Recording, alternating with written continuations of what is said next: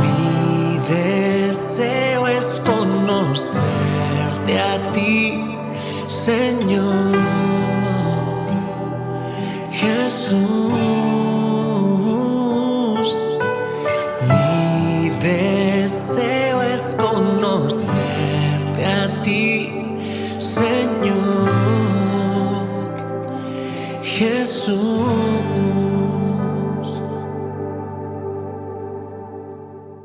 Hola, ¿qué tal? Qué gozo, qué bendición poder saludarte en una edición más de tu devocional, Tu Tiempo con Dios.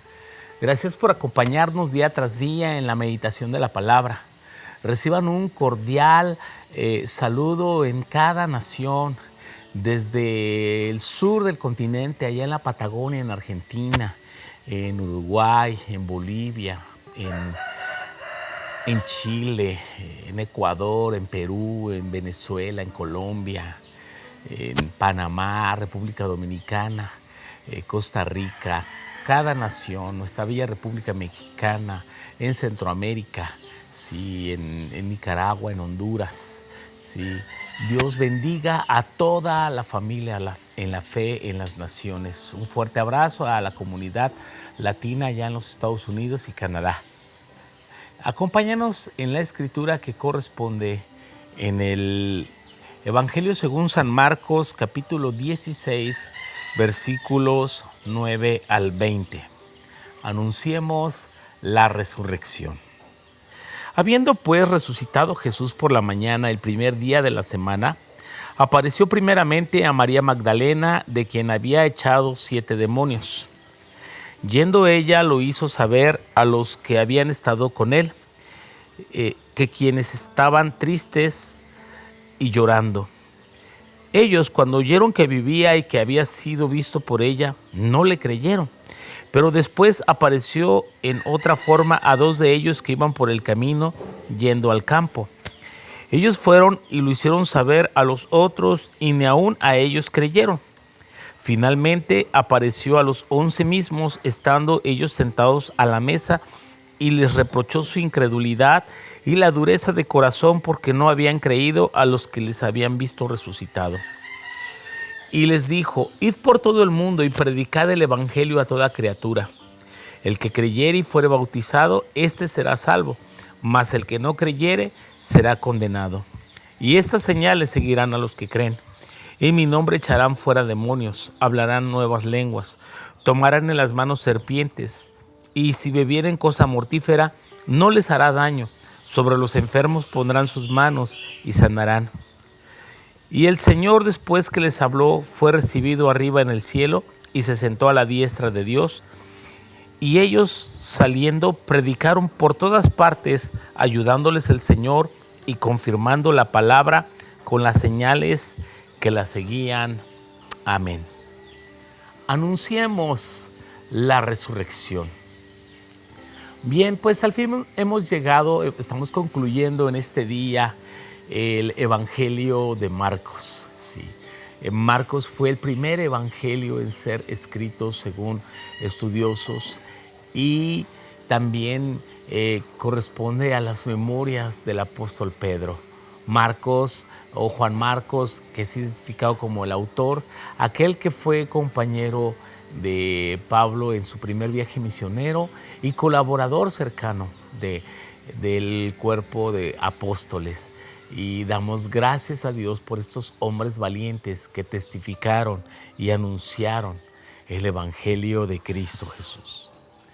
Pues el Evangelio termina anunciando, como su nombre lo dice, buenas noticias. Jesús no quedó en una tumba, Jesús resucitó, Él está vivo. Y apareció primeramente a María Magdalena. María Magdalena, y recalca aquí, de quien Jesús había echado fuera 7 demonios.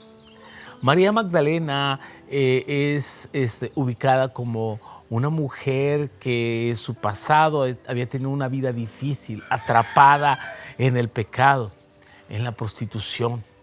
Sin embargo, Jesús restauró esa vida.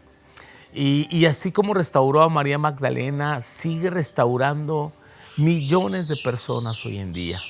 Cada uno de nosotros somos una historia de perdón, de restauración, de una nueva oportunidad. El Evangelio es perdón. Jesús resucitó y para darnos esperanza de una nueva vida presente y una nueva vida en la eternidad. Si la muerte no tendrá poder sobre nosotros, si un día así lo quiere el Señor, hemos de morir este cuerpo físico, nuestro cuerpo no quedará para siempre en la tumba, porque al sonar la trompeta, si el Señor mismo con voz de mando, con voz de trompeta, Él retornará del cielo y los muertos en Cristo, los que hayamos creído en el Señor, resucitaremos primero. Y los que estemos vivos, escribió Pablo a los tesalonicenses en su primera carta, capítulo 4, no precederemos a los que durmieron, sino que seremos en un instante, en un abrir de ojos, seremos transformados para ser arrebatados, lo que se conoce como el rapto de la iglesia, para recibir al Señor en el aire. Así que la resurrección nos da esperanza. Vemos a un grupo de discípulos triste, desconsolado, muy deprimidos, estaban llorando la muerte del Señor. Para ellos no habían entendido todas las veces que Jesús había dicho que resucitaría. Ellos no lo creyeron y no lo entendieron. Hasta que vino el Señor. Viene María y les da una buena nueva. Pero a veces, noten qué increíble. La gente y la tristeza puede ser tan fuerte en el corazón de las personas que aún una buena noticia no es capaz de transformarlos. Ellos siguen creyendo, no es verdad, tú estás alucinando, quizás volviste a las drogas, María, le dijeron, ¿no? Bueno, ese es algo que yo estoy añadiendo de mi cuenta. Entonces ellos no le creyeron. Después Jesús apareció a otros dos que iban por el campo. Es el Evangelio de Lucas que ubica a estos dos como los discípulos en el camino de Emaús, que uno de ellos se llamaba Cleofas. Ellos van platicando y Jesús camina al lado de ellos y no lo identificaron sino hasta que llegaron a ese lugar y le reconocieron ahí en Emaús al partir el pan y Jesús desapareció de ellos. Esa misma noche regresaron caminando como 12 kilómetros para dar las nuevas a los discípulos, pero tampoco creyeron hasta que Jesús apareció a los 11 mismos sentados a la mesa y les reprochó su incredulidad. Sí. El Señor nos anima a creer, el Señor nos anima a confiar el testimonio de otros, a confiar en sus promesas, a confiar lo que Dios nos está hablando a través de otros. ¿Cuántas veces Dios nos manda otra persona y te da una palabra y te da una promesa y te lee una escritura y ora por ti y te dice ten confianza y tú simplemente dices no puede ser, yo así me voy a quedar? ¿Qué estás esperando? El Señor no quiere venir y reprocharnos esa incredulidad. Cuando el Señor apareció, les da una encomienda a sus discípulos y les manda la gran comisión: id por todo el mundo y predicad el Evangelio. El predicar el Evangelio no es una opción, el predicar el Evangelio es un mandato, es un deber. Estamos en deuda con Dios y con el mundo. El mundo necesita oír, conocer las buenas noticias. Sí, aquel que cree se bautiza. El bautismo es el primer paso de obediencia. Sí, no es que el bautismo salva, sino que aquel que cree se bautiza para ser salvo. Y además debemos confiar en las señales que seguirán a los que creen. El Señor ha dado autoridad a su iglesia, a su pueblo, a los creyentes, de predicar el Evangelio, de orar por enfermos, de echar fuera demonios. Sí, y creer y confiar en el cuidado que Él tendrá de cualquier peligro que pudiésemos pasar. Y si para la gloria del Señor hemos de dar nuestra vida, así sea. Y eso así ha sucedido a lo largo de todos los siglos, de estos 20 siglos, desde la resurrección del Señor, donde millones de creyentes han ofrendado voluntariamente sus vidas por la predicación del Evangelio. Estos 11 discípulos, sí, más tarde fueron mártires, a excepción de Juan.